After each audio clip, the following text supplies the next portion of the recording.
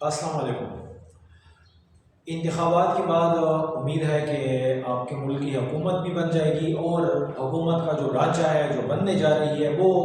آپ کو شاید معلوم ہوگا یا ہو جائے گا کہ آنے والے دنوں میں حکومت بن جائے گی قومی حکومت پیپل پارٹی اور نواز شریف کے اتحاد سے۔ اور جناب اعلیٰ آپ کا جو ایک دوسرے کو گھسیٹنے والے تھے، وزیر اعظم آپ کا شہباز شریف ہوگا، صدر صاحب آپ کا زرداری ہے، اور قومی اسمبلی کا جو اسپیکر ہے وہ مسلم لیگ نون کو دی ہے، اور سینٹ کا جو چیئرمین ہے وہ پیپل پارٹی کو دی ہے۔ اس طرح بندر بانٹ آپ کہیں یہ حکومت انشاءاللہ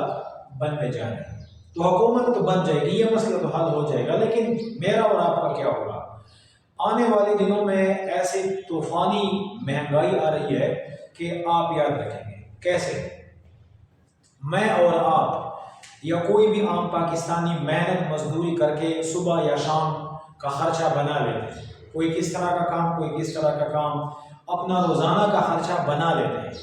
لیکن ہم نے جو ایم پی اے اور ایم این اے صاحبان کو پاس کر کے اسمبلی میں بھیج دیے،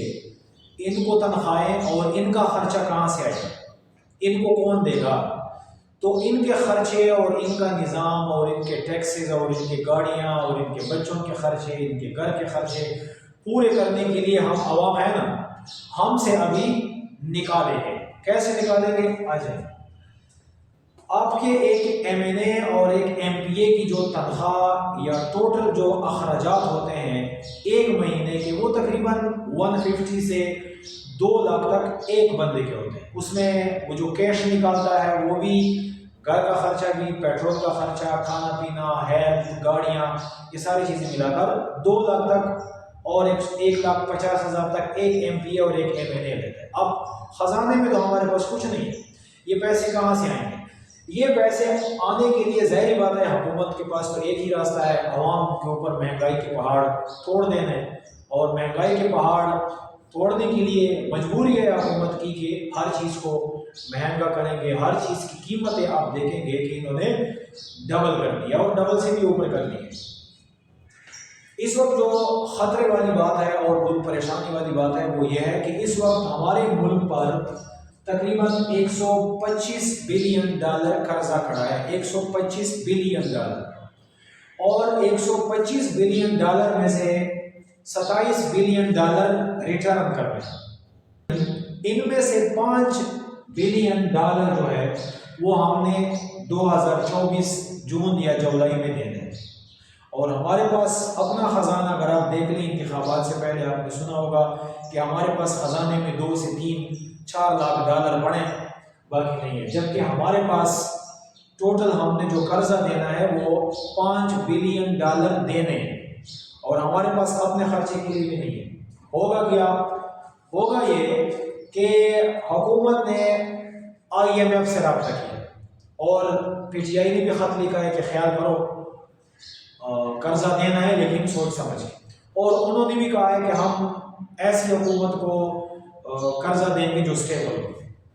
اب جب وہ آخری قسط دیں گے جو $1.2 بلین ہے، وہ جب دیں گے تو ظاہری بات ہے وہ ایسے نہیں دیتے، وہ ساتھ ساتھ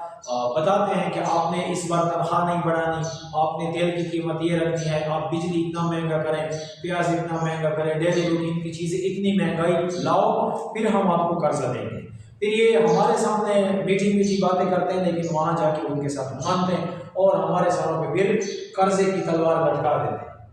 تو جناب عالی، یہ جب آئی ایم ایف کے ساتھ معاہدہ ہوگا تو آپ کے اوپر مہنگائی کا ایک طوفان آئے گا، اور ٹیکسز لگیں گے، اور ساتھ ساتھ آپ نے پی ڈی ایم 1 میں دیکھا ہوگا کہ کسی قسم کا کوئی ترقیاتی کام نہیں ہوا تھا۔ اس کی وجہ یہ تھی کہ حکومت کے پاس پیسے تھے نہیں، اور اپنے اخراجات پورے کرنے کے لیے عوام پہ ٹیکسز ڈال دیے، اور دوسری طرف سے جو ترقیاتی کام ہوتے ہیں جیسے آپ بجلی پہ کام کرو، آپ سڑکوں پہ کام کرو، اسپتالوں پہ کام کرو، لوگوں کو نوکریاں دے دو، ان چیزوں کو روک کر ان کو اپنے اخراجات میں لگانے میں اپنے اخراجات کے لیے لگا دیں۔ اور ابھی بھی ایسے ہوگا کہ وہ ایک طرف آئی ایم ایف قرضہ دینے والا ہے، اور ان کے شرائط کے مطابق آپ کے گلے میں پندہ مہنگائی کا آ رہا ہے، اور اس مہنگائی کے ساتھ ساتھ ملک میں ترقیاتی کام مکمل بند ہو جائیں گے، کیونکہ اگر ترقیاتی کام کریں گے تو پیسہ ہوگا، پیسہ ہے نہیں ہمارے پاس وہ قرضہ ریٹرن کرنے کے پیسے نہیں ہیں، تو ہم ترقیاتی کام کیسے کریں گے؟ بہرحال اللہ ہم سب کو حفظ و امان میں رکھے، اور اللہ اوپر سے کوئی خیر کے فیصلے کر لیں، بہت مشکل ہوتی ہے۔